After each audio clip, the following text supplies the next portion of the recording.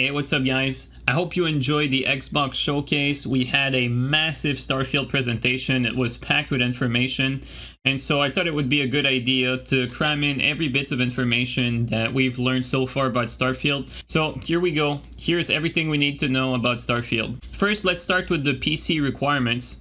So the minimum requirements for PC is basically a Ryzen 5 2600X or an Intel i7 6800K. Memory is 16 gigabytes minimum. Graphics card, the minimum is an AMD RX 5700 or an NVIDIA GeForce 1070 Ti. So pretty beefy minimum requirement. They also require an SSD. So you need to have the game on an SSD for this to work. And the total game size is 125 gigabytes. So you need to have 125 gigabyte available on your SSD drive. Now the recommended specs are an AMD Ryzen 5 3600X, so one generation higher than the minimum specs, and then an Intel i5 10600K. Same thing for the memory, 16 gigabytes of RAM, and then the recommended graphics card is actually an AMD RX 6800 XT, which is quite beefy, and then they also list an NVIDIA GeForce RTX 2080, so a bit confused as to how they compare the AMD card with the NVIDIA card, because the recommended AMD card is quite significantly stronger than the NVIDIA one, so not sure what this is about. They also require the SSD and the 125 gigabyte. So bottom line is those are pretty beefy requirements. Some people will like that because it means that the game is, you know, utilizing the next gen systems and whatnot, and some people will not like that because those requirements are quite hefty and they might need to upgrade their PC in order to run Starfield properly. Now the catch is we don't really know what these requirements entail, in a sense that we don't know if these minimum specs are to run the game at 30 FPS 1080p or 60 FPS 1080p, and if the recommended specs are like for 4K or just for high setting at 1080. Like, we don't know any of that yet. Now when it comes to consoles, the Xbox Series S and the Xbox Series X both are set to have a locked 30 frames per second. So you probably understand why the PC requirements are so high. So 30 FPS for consoles, and then game does not come to PS5 as a reminder. Xbox Series X is set to be at 4K 30 FPS, which is quite surprising, and then Series S at 1440p at 30 FPS. So personally, I don't own an Xbox One X, but if I was an Xbox One X user, I'd probably rather play Starfield at 1080p 60 or even at 1080p 40 or 50 FPS, you know, but it is what it is. So these are the requirements for Starfield. Now when it comes to the future plans for Starfield, before we get into the game itself, Todd Howard indicated that DLCs are planned for Starfield. It was revealed in an IGN interview, and they are planning on doing quest and story content of varying sizes. So I think it's fair to say that you can expect the same type of DLC content as you got with something like a Fallout 4 and a Skyrim. Now Starfield is a single player game, so no multiplayer, no co-op. It is absolutely feature rich. The thing that struck me the most throughout the whole 45-minute presentation was the amount of fleshed out features that Starfield is going to have. I think that's the biggest selling point for it. So let's get into those features. One thing that people will appreciate the most, I believe, is the character building aspect. There are some character traits that you can decide when you create your character that are going to have an impact on gameplay. There's an extensive perk and skill system. Your character has a background, you know, you can have parents, you can have, like, you can be a cook, you can be a bunch of different things, and all of those will have a tangible effect on gameplay.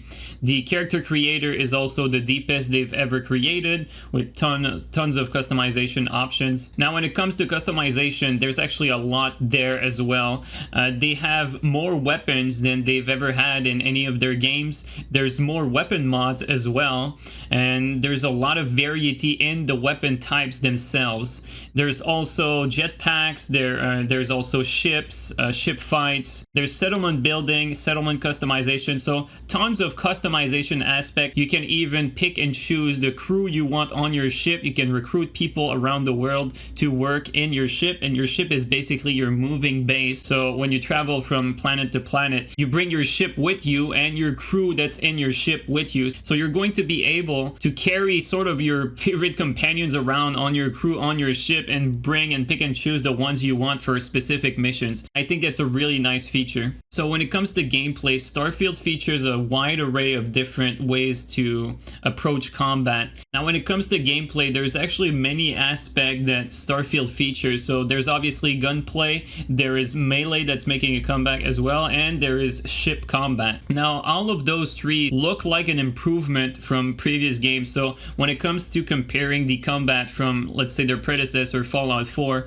it looks like Starfield is a massive improvement in terms of shooting mechanics over Fallout 4. Now it's not going to be a shooter that's comparable to a fleshed out Call of Duty game, for instance, but it does look like a massive improvement from Fallout 4. When it comes to ship combat, one of the striking things that got to me when I first saw the reveal was how similar the ship combat actually looked to the older Armored Core games. So I was actually very pleasantly surprised with how similar the ship combat looked to the older ACs. And what that means is actually it looks pretty skillful. It looks like the ship combat is not going to be bare bone and very basic like we initially thought it would be in the initial reveals. Also, when it comes to ship combat, you're actually going to be able to board other ships. So you can pretty much shoot another ship's engine, and then afterward you can literally board them and assault their ship and then steal their stuff within the ship. I thought that was a crazy mechanic, and I really am looking forward to trying that out. I was extremely surprised and extremely pleased with what I saw for the ship combat. Now they're also adding jetpacks for gunplay,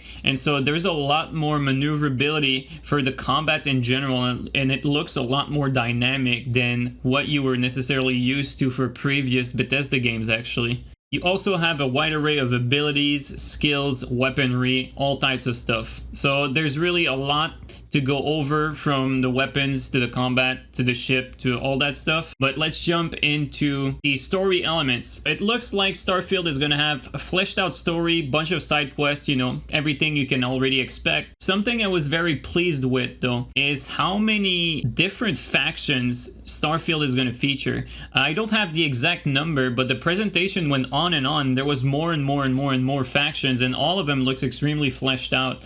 And so it's going to be very interesting to be playing Starfield with so many different factions having a role in this universe. So this is something I was actually extremely pleased with during the presentation. On a technical level, I actually also have some good news. From the showcase we saw, you guys can, you know, get an idea for yourself about the graphic. Not the best graphics we've seen for a game. For instance, if you compare Starfield to a Red Dead Redemption, which are both, you know, open world games, you will quickly realize that Starfield is not up to par graphical wise with some of the big hitters that are already out there. With that being said though, because Starfield is a lot more feature rich than any of these games out there, it actually is impressive to see how much they were able to push the graphics for this particular game.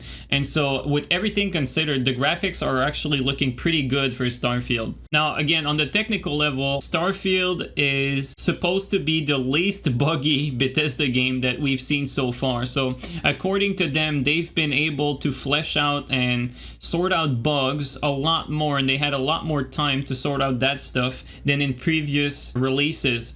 And so they're expecting Starfield to be a lot more of a stable experience than previous Bethesda releases. So that is very good news. Now it's to be taken with a grain of salt because we're going to see for ourselves.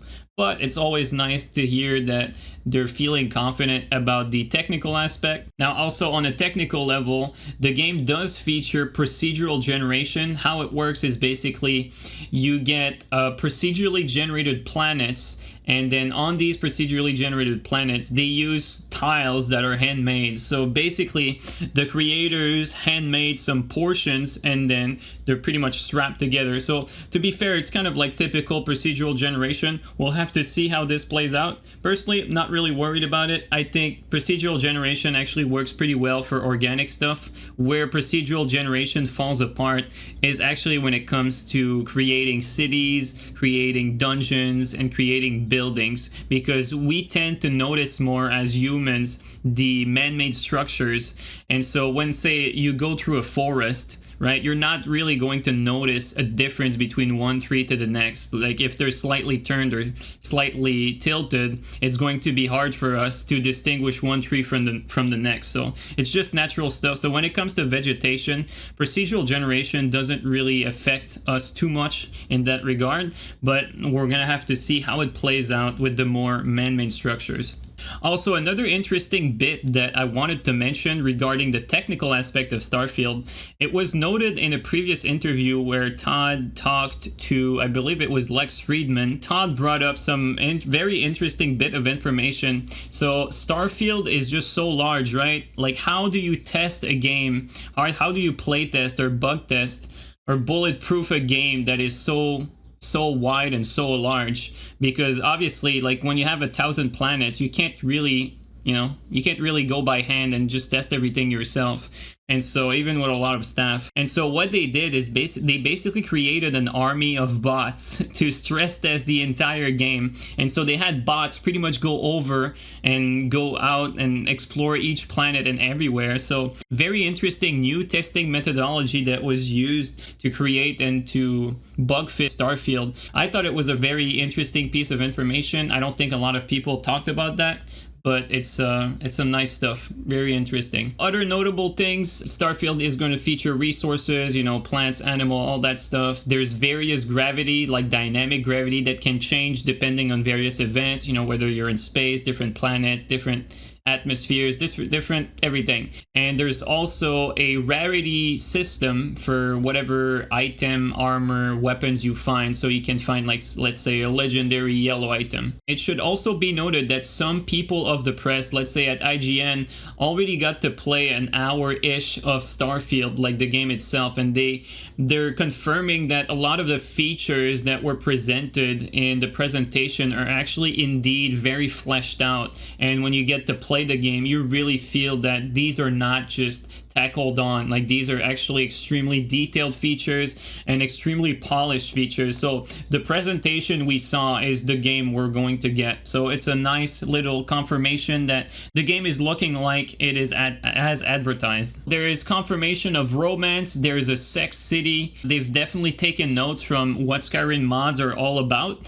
And so on that note, I think that is everything that I could find about the latest Starfield reveal. There was just a ton of stuff, so maybe I forgot something. Please tell us in the comment if you noted something that we did not go over. Again, thank you so much for coming by. I really am looking forward to Starfield. I was excited prior to the showcase, but that showcase just honestly blew my mind. I hope you guys appreciate this quick breakdown of everything we know about Starfield so far. I hope you guys have a wonderful day. Take care, everyone.